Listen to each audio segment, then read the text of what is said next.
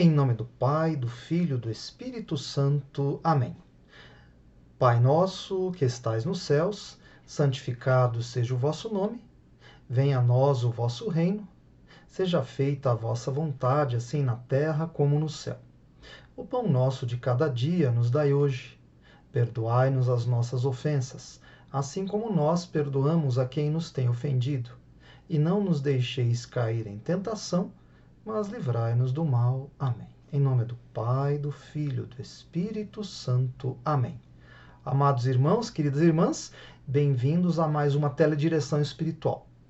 Hoje nós vamos ver a segunda parte do nosso autoconhecimento.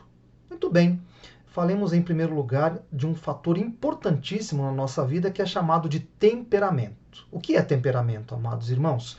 É um conjunto, ou melhor, o conjunto de inclinações estáveis e espontâneas que derivam da constituição fisiológica dos indivíduos. Muito bem, vamos traduzir isso aí, né? Nós herdamos de nossos pais, por via genética, determinadas características. E por isso nós somos de uma determinada maneira. Nascemos assim, morreremos assim, temos determinadas características. Cada temperamento tem suas qualidades e seus defeitos. É muito importante, então, conhecer o nosso temperamento, por quê? Para saber como nós tendemos a agir. O temperamento me move a agir de uma determinada maneira. Ele me dá certas qualidades, claro, mas também ele faz com que eu tenha certos defeitos na minha conduta. Então é importante que eu conheça o meu temperamento para eu usar melhor essas qualidades e combater esses defeitos. Muito bem, existem duas divisões atualmente que nós podemos usar para entender os temperamentos. Muito bem, temos a chamada divisão clássica, antiga, em 4 temperamentos.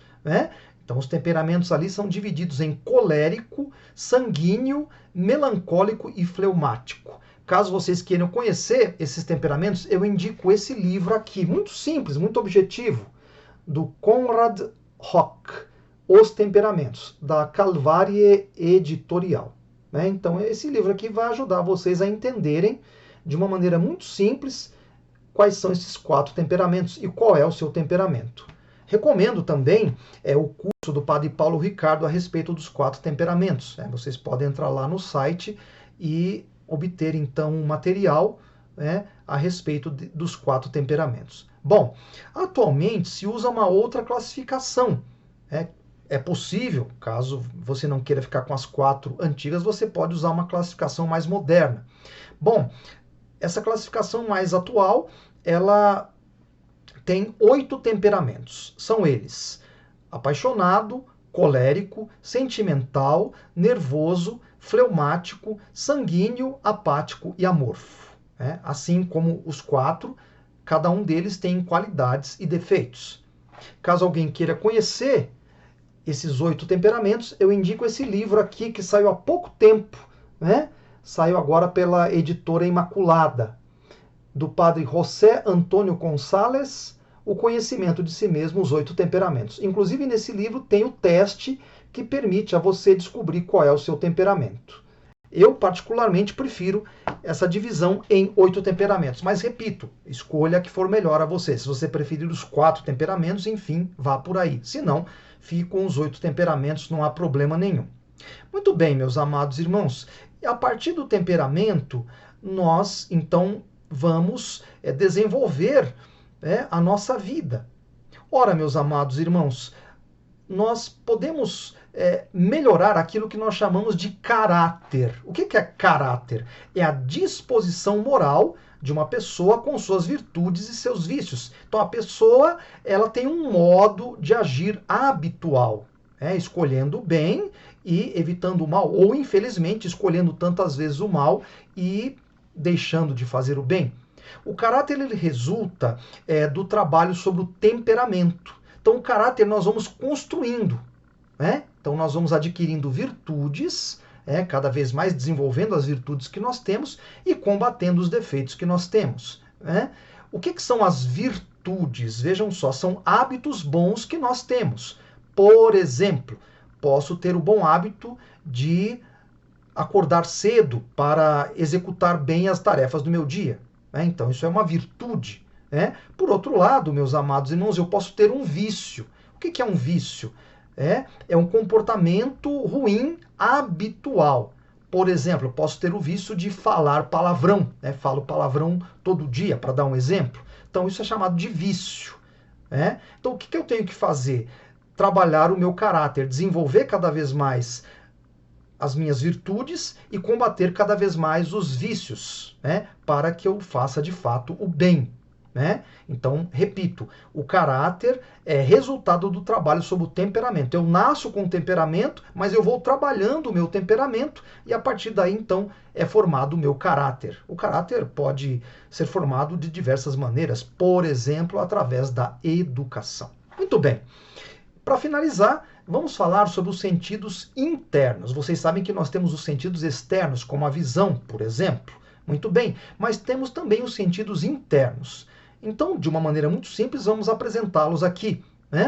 Por exemplo, então, para começar, sentido central. O que é o sentido central? Ele nos faz conscientes das operações dos sentidos externos. Então, ele nos faz perceber aquilo que estamos captando pelos sentidos externos, pela audição, pela visão. Então, esse é chamado de sentido central. Bom, depois temos a imaginação.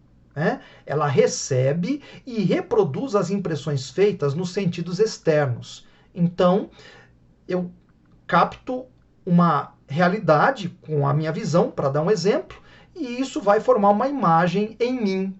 Então, daí o termo imaginação. Forma-se uma imagem em mim. Vou ter uma imagem em mim, para dar um exemplo. Então, ou vou gravar alguma outra coisa na minha mente, baseada nos meus sentidos, sensações, para dar um exemplo. Enfim. Bom, temos também a memória. Ela retém e identifica as impressões passadas. Então, eu busco na memória alguma coisa que ficou gravada lá. Percebam, o sentido central, o que ele faz? Ele vai me fazer perceber as realidades que eu estou captando com meus sentidos.